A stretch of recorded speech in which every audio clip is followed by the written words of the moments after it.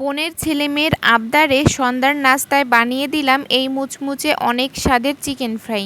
আর এটা খেতে অনেক বেশি মজা, ছোট থেকে বয়স্ক সবাই অনেক পছন্দ করবে। আর এটা তৈরি করার জন্য আমি প্রথমে অনেকগুলো চিকেনের পিস নিয়ে নিয়েছি, সেটা খুব ভালো করে ধুয়ে পরিষ্কার করে নিয়েছি। এরপরে আমি এর মধ্যে দিয়ে দিলাম 2 টেবিল চামচ সয়া সস। এরপরে সয়া সসের পরে আমি এর মধ্যে দিয়ে দিব একটা লেবুর ফালির রস। তারপরে এর মধ্যে দিয়ে দিলাম আদা বাটা, এখানে আমি 1 চামচ আদা বাটা নিয়েছি। এরপরে দিয়ে দিলাম টমেটো সস, তারপরে দিয়ে দিলাম রসুন বাটা, এরপরে দিয়ে দিলাম পরিমাণ মতো লবণ, তারপরে দিয়ে দিলাম শুকনো মরিচের গুঁড়ো। এরপরে খুব ভালো করে এগুলো খুব সুন্দর করে মাখিয়ে নিতে হবে।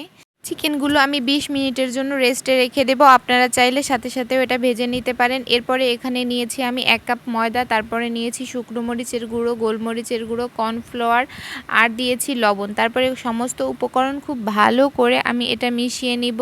এটা মিশিয়ে নেওয়ার পরে আমি অন্যদিকে নিয়ে নিয়েছি একটা ডিম।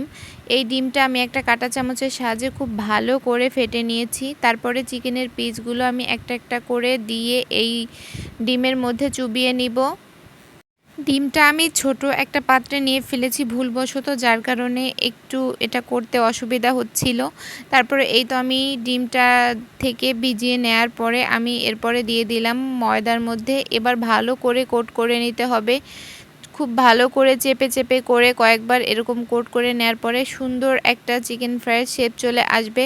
এরপরে আমি এটা তেলের মধ্যে দিয়ে দিলাম।